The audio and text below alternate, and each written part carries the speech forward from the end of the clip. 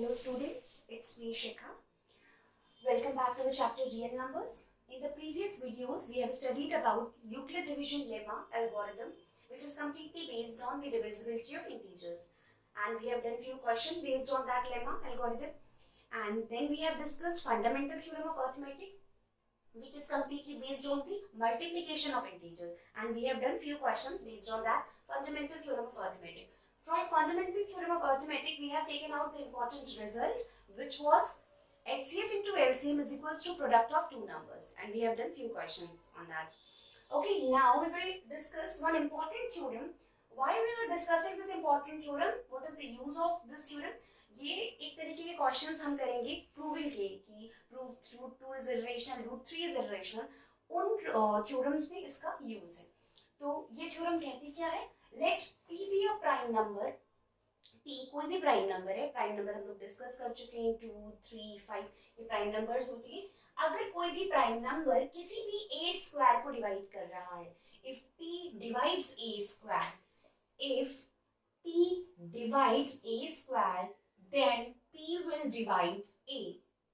अगर p a square को divide कर रहा है, p divides a square, then p divides a. और कंडीशन क्या है कि a जो है वो एक पॉजिटिव इंटीजर होगा और p जो है वो प्राइम होगा. अब प्राइम नंबर मान लो, हमने 5 मान लिया, और a स्क्वायर कोई भी नंबर मान लो, a स्क्वायर अगर हम मान लेते 25, क्योंकि 25 तो प्राइम नहीं है और हमें a स्क्वायर प्राइम नहीं चाहिए, p प्राइम चाहिए. a स्क्वायर तो कोई भी पॉजिटिव इंटीजर हो सकता है. तो ये कह रहे हैं, ये कंडीशन थ्योरम कहती है कि अगर a स्क्वायर p से डिवाइड हो रहा है तो a भी p से. a स्क्वायर की वैल्यू हमने 25 मानी, तो 25 divided by 5 it is divisible. So it is saying that then a will also be divided by 5 p. तो a क्या है? अगर a स्क्वायर 25 है, दोनों साइड रूट लेंगे तो a की वैल्यू क्या आ जाएगी? 5. तो 5 भी डिवाइड होगा 5 से. हमने 5 प्राइम नंबर लिया, ठीक है, और a स्क्वायर को हमने क्या लिया? कोई भी पॉजिटिव इंटीजर, क्योंकि a अगर पॉजिटिव है तो a स्क्वायर भी क्या होगा? पॉजिटिव होगा. अगर हम कोई नंबर पॉजिटिव इंटीजर ले रहे तो a पॉजिटिव ले रहे तो उसका स्क्वायर भी क्या होगा? पॉजिटिव होगा. हमने a स्क्वायर 25 लिया, वो प्राइम नंबर से डिवाइड हुआ, प्राइम नंबर 5 ले लिया हमने, वो 5 से डिवाइड हो रहा है, तो हमारा जो a है वो भी प्राइम नंबर से डिवाइड होगा. ये थ्योरम कहती है.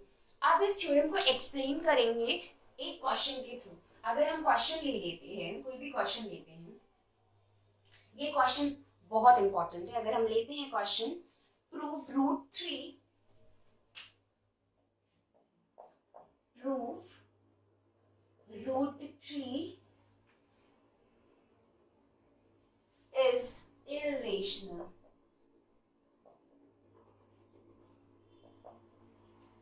हमें ये प्रूव करना है, ठीक है. तो इस प्रूविंग के लिए हम क्या करेंगे? पहले एक चीज एज्यूम करेंगे, रूट 3 को कुछ एज्यूम करेंगे. लेट अस, पहला स्टेप, सबसे first step, let us assume that root 3 is rational. Root 3 rational है. अब हमने रेशनल नंबर की कंडीशन क्या पढ़ी है कि rational number can be express in the form of p upon q. p upon q मतलब, या फिर हम a अपॉन b ले लें, कुछ भी बोल सकते हैं. तो अगर p अपॉन q के फॉर्म में रिप्रेजेंट करते हैं रेशनल नंबर की कंडीशन क्या होती है? Any number, a rational number is defined as it can be expressed in the form of p upon q, जहाँ पे p और q क्या होते हैं? हमारे इंटीजर्स होते हैं, और जो डिनोमिनेटर होता है q वो नॉट इक्वल्स टू 0 होता है. तो हमने यहाँ पे मान लिया कि रूट 3 जो है रेशनल है, तो रेशनल की कंडीशन लगाएंगे. ये रेशनल की कंडीशन होती है जहाँ पे a और b क्या है? इंटीजर्स हैं. चाहे तो आप यहाँ लिखते a and b are integers, b is not equals to 0. और क्या कंडीशन होती है? a and b are coprime. हम एज्यूम कर लेते हैं कि a और b क्या है? को प्राइम है. को प्राइम का मतलब क्या होता है? इन दोनों का जो हाईएस्ट कॉमन फैक्टर होगा, सपोज हमने यहाँ पे 2 और 3 ले लिया, उनका हाईएस्ट कॉमन फैक्टर क्या है? 1 है. तो let us assume that root 3 is rational. Root 3 को हमने कंडीशन लगाई, ये कंडीशन थी root 3 is equals to a by b, where a and b are integers and b is not equals to 0, and we have assumed that a and b are co-prime. Now co-prime हो गए, तो co-prime का मतलब क्या है कि a और b का जो हाईएस्ट कॉमन फैक्टर होगा, suppose we have put root 3 equals to 2/3, ऐसे हम 1 से ले रहे हैं तो उनका कॉमन फैक्टर क्या है हाईएस्ट 1। तो वो नंबर्स आपस में हम कहते हैं को प्राइम है आपस में, जिनका हाईएस्ट कॉमन फैक्टर क्या होता है 1 होता है। ठीक है, अब मैं अगर इसे क्रॉस मल्टीप्लाई करती हूँ तो यहाँ पे तो कुछ नहीं है डिनोमिनेटर में, तो उसको 1 मान लो, तो मैं क्या कैसे करूंगी, b√3 is equals to a। ठीक, ये मेरा पहला स्टेप जो हम कर रहे थे। अब क्या करेंगे हम, squaring on both the side. I am not writing each and everything, you can write in your copy. यहाँ पे आप स्टेटमेंट लिखेंगे क्योंकि इस क्वेश्चन में स्टेटमेंट के मार्क्स हैं। ठीक है, तो आप जब लिखेंगे squaring on both the side तो आपको क्या मिलेगा, मैंने कल बताया था प्रीवियस वीडियोस में कि अगर हम स्क्वायरिंग राइट हैंड साइड में करते हैं तो लेफ्ट हैंड साइड में भी करनी पड़ती है, क्योंकि ये इक्वल टू का साइन इंडिकेट करता है कि अगर हम कोई भी ऑपरेशन या कोई भी चेंजेस अगर हम राइट हैंड साइड पे करते हैं तो हमें लेफ्ट हैंड साइड पे भी सेम चेंजेस करने होते हैं। तो b√3 का square is equals to a square. ठीक, तो अगर इसको सॉल्व करूंगी तो मेरा क्या आएगा, 3b square is equals to a square. Getting, ये आ गई value 3b square is equals to a square. अब यहाँ पे आते हैं हम अपनी थ्योरम पे। हमारी थ्योरम ने क्या कहा था, a एंड b हम को प्राइम लेके चल रहे हैं। ठीक है, अब हमारे यहाँ पे क्या बोला था कि अगर p डिवाइड्स a स्क्वायर, मतलब अगर a स्क्वायर जो है वो p से डिवाइड हो रहा है तो a किससे डिवाइड होगा, p से डिवाइड होगा। ठीक है, it means that if a square is divisible by 3, भाई अगर मैं इसको देखूं तो इसको कैसे लिख सकती हूँ मैं, b square is equals to a square by 3 लिख सकती हूँ। तो अगर a square 3 से डिविजिबल हो रहा है, 3 क्या है, प्राइम नंबर है, तो ये कंडीशन लग रही हो, a क्या है, कोई भी पॉजिटिव इंटीजर, तो a स्क्वायर भी पॉजिटिव इंटीजर होगा। अब ये थ्योरम क्या कहती थी कि p डिवाइड्स a स्क्वायर, मतलब या फिर p डिवाइड्स a स्क्वायर बोल सकते हैं या बोल सकते हैं a square divisible by p। इसका मतलब ये है कि a स्क्वायर p से डिवाइड हो रहा है, तो अगर a स्क्वायर p से डिवाइड हो रहा है तो a भी p से डिवाइड होगा। तो ये कंडीशन क्या आ रही है, इसको मैं ऐसे लिख सकती हूँ b square is equals to a square by 3, इसी में रफ में लिख रही हूँ ऐसे। ठीक है, यहाँ पे आप ऐसे ही मेंशन करेंगे 3b square is equals to a square. ये क्या बता रहा है कि अगर a स्क्वायर अपॉन 3 डिवाइड हो रहा है, if a square is divisible by 3 so a will also be divisible by 3। कैसे, ये थ्योरम से, if a square is divisible by 3 then a is also divisible by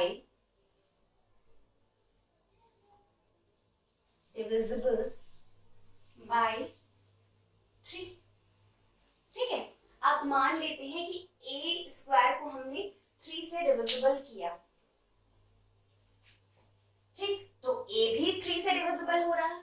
हमने यहाँ पे क्या बोला कि a स्क्वायर को डिवाइड किया 3 से, तो थ्योरम क्या कहते हैं, अगर a स्क्वायर 3 से डिवाइड होगा तो a 3 से a स्क्वायर अगर डिविजिबल बाय 3 होगा, मतलब a स्क्वायर अगर a स्क्वायर 3 से डिवाइड होगा तो a भी 3 से डिवाइड होगा। ठीक है, तो अगर a को 3 से डिवाइड किया तो हमने अपने मन से कोई भी मान लो कुछ भी आ गया, c आ गया। अगर a स्क्वायर 3 से डिवाइड हो रहा है तो हमारी थ्योरम के हिसाब से a भी 3 से डिवाइड होगा। तो a को जब मैंने 3 से डिवाइड किया तो मेरी वैल्यू आ रही है, कुछ भी मैंने डिवाइड किया, मान लो जैसे मैंने बताया 25 को 5 से डिवाइड किया तो 5 आ रहा था। तो हम अपने अभी हम तो a हमें पता नहीं ना क्या है, तो a को 3 से डिवाइड किया तो हमने अननोन क्वांटिटी लिख ली, c आ गया, हमारा c आ गया। तो इसको मैं ऐसे भी लिख सकती हूँ कि a/3 अगर c आ रहा है, a को डिवाइड करने पे 3 से c आ रहा है, तो a को ये भी तो लिख सकती हूँ, है कि नहीं, a को डिवाइड कर रही हूँ 3 से c आ रहा है तो a is equals to 3c हो गया। अब इस a is equals to 3c को यहाँ लिख दूँ, ये समझ में आया, यहाँ पे आपको डायरेक्ट लिखना है, लेकिन आप कहाँ से रहे समझ में आया, पहले हमने यहाँ पे लिखा कि हमारा ये हमने कंडीशन लिखी कि a स्क्वायर डिविजिबल बाय 3, सबको दिख रहा है कि a स्क्वायर डिविजिबल बाय 3 कैसे आया, ऐसे आ सकता है। अब a स्क्वायर 3 से डिविजिबल हो रहा है तो इट मींस कि a भी डिविजिबल होगा 3 से, उस थ्योरम के हिसाब से। तो a को जब 3 से डिवाइड किया तो कुछ भी आ गया, कोई भी इंटीजर नंबर आया और वही पॉजिटिव इंटीजर होगा, c आ गया मान लो सपोज। तो अगर a को डिवाइड करने पे 3 से c आ रहा है तो a की वैल्यू 3c तो उधर को मल्टीप्लाई क्रॉस मल्टीप्लाई कर लिया, उधर चला गया 3 ट्रांसपोज कर दिया। ठीक है, तो a की वैल्यू जो 3c थी, अगर मैं इसको फर्स्ट इक्वेशन मान लेते हैं, इसमें रख देती हूँ, अगर लेंदी लग रहा है मैं एक बार फिर से समझाऊंगी, कुछ नहीं करना। a की वैल्यू 3c मैंने किस में रखी, substitute this value in first equation. जब मैंने फर्स्ट इक्वेशन में रखी तो मेरी वैल्यू क्या है इसमें रखूंगी, तो मुझे a की जगह 3c रखना है ना, तो 3b² तो ऐसे ही रहेगा। a की जगह 3c रखना है तो ये 3c का स्क्वायर हो जाएगा, ना। तो ये क्या आएगा, 9c²। 9c² है। अगेन सेम चीज दिख रही है हमें कि अगर मैं इसको ऐसे लिखती हूं तो ये क्या आएगी वैल्यू,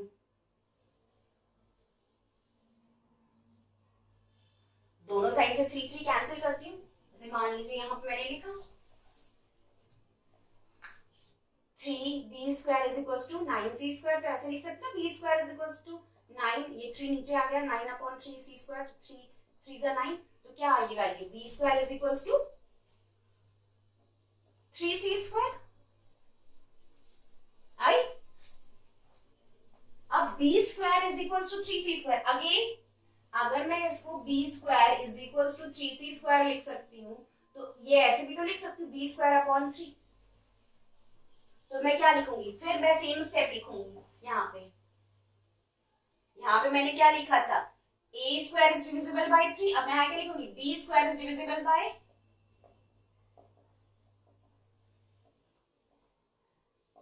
3। जब b² डिविजिबल हो रहा है 3 से, तो b भी डिविजिबल होगा 3 से।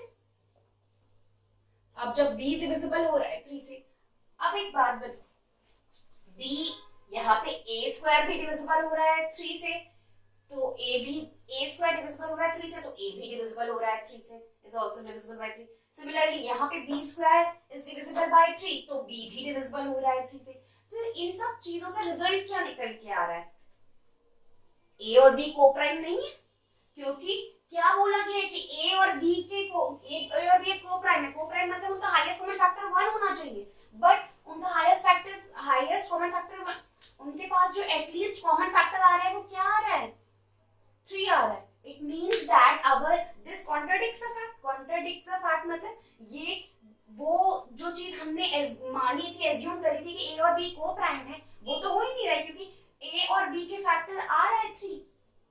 They are having at least 3 as a factor. So this contradicts the fact. यहाँ पे लिखेंगे this contradicts the fact that A and B are co-prime.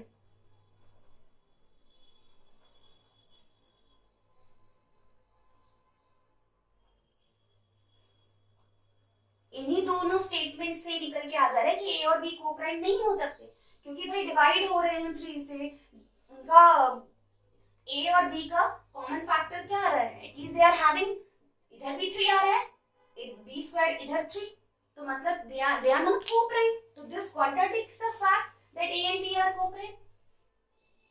This contradicts the fact that our assumption that root 3 is rational is, this contradicts our fact that root 3 is rational. अगर ये हमारे उसको contradict कर रहा है कि हमने जो assume किया था कि root 3 rational है, it means that root 3 is irrational. Therefore, root 3 is irrational. This contradicts the fact that A and B are co-prime. It means that our assumption is wrong. You will write here that our assumption is wrong. Therefore, root 3 is irrational.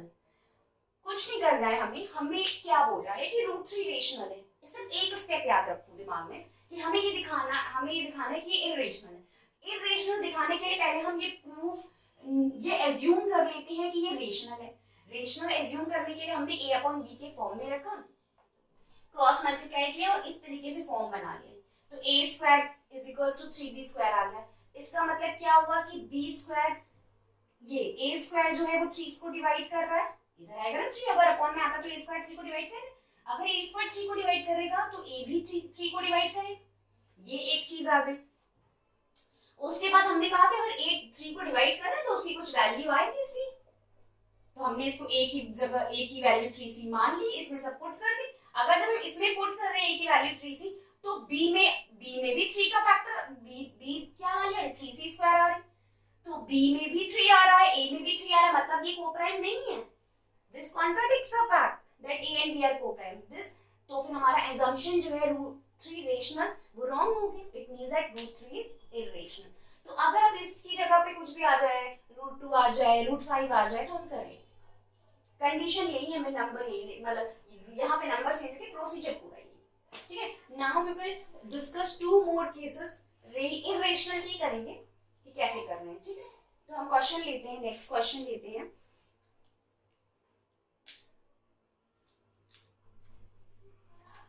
Show that 5 minus √3 is irrational.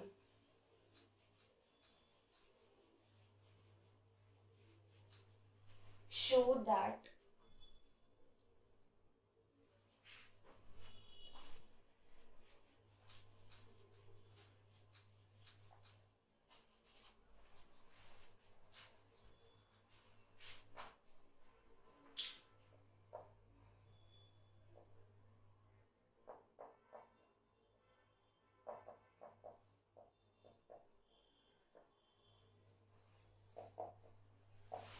ठीक है. तो हम क्या करेंगे, 5 minus √3 को यहाँ पे आप फिर से वही स्टेटमेंट लिखेंगे. Let us assume that √5 minus 3 is rational. ठीक है. और कुछ नहीं करना है, इसमें 5 minus √3 is equals to a by b. यहाँ पे आप कंडीशन लिखेंगे कि a और b इंटीजर्स हैं, b नॉट इक्वल्स टू 0, जो कंडीशन मैंने लिखा है आपको प्रीवियस क्वेश्चन में. ठीक है. आप क्या करेंगे, √3 एक साइड रख देंगे और बाकी चीजें एक साइड रख देंगे. ठीक है. तो √3 उधर चला जाएगा और a बाय b इधर आ जाएगा. तो ये क्या आ गई वैल्यू,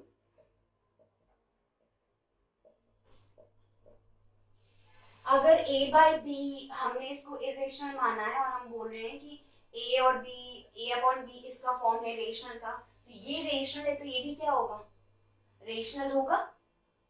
ये रेशनल है तो ये भी रेशनल होगा. चाहे तो आप ऐसे कर सकते हैं, 5 माइनस √3 को हमने क्या माना, a अपॉन b मान लिया. फिर हमने क्या किया, √3 को क्या किया, 5 माइनस a अपॉन b के फॉर्म में रखा. ठीक है. उसके बाद हमने क्या किया कि √3 हाँ, तो मैंने क्या बोला था, 5b minus a upon b. हमने इसको माना था 5 minus √3 is equals to a by b को रेशनल. तो हमने इस √3 को इधर ले गए और 5 माइनस a बाय b किया. तो ये अगर ये पोर्शन जो है हमारा रेशनल है तो ये भी क्या होगा, रेशनल होगा. It means that if 5b minus a upon b is rational. भाई हमने इसको a अपॉन b के फॉर्म में रखा जो कि रेशनल कंडीशन थी. रेशनल से हमने कोई नंबर सबट्रैक्ट किया, कोई नंबर को रेशनल सबट्रैक्ट किया तो रेशनल ही मिलेगा ना हमें. तो rational 5b minus a upon b ये भी रेशनल है, तो इक्वल टू √3 ये भी क्या होगा, इक्वल टू का साइन, तो √3 भी रेशनल होगा. बट इससे पहले वाले क्वेश्चन में हम क्या प्रूव कर चुके थे, √3 रेशनल प्रूव कर चुके थे ना. तो वो कंडीशन, वो पूरा स्टेप आप रिपीट करेंगे. ठीक है. अब आपको पता है कि √3 रेशनल नहीं है.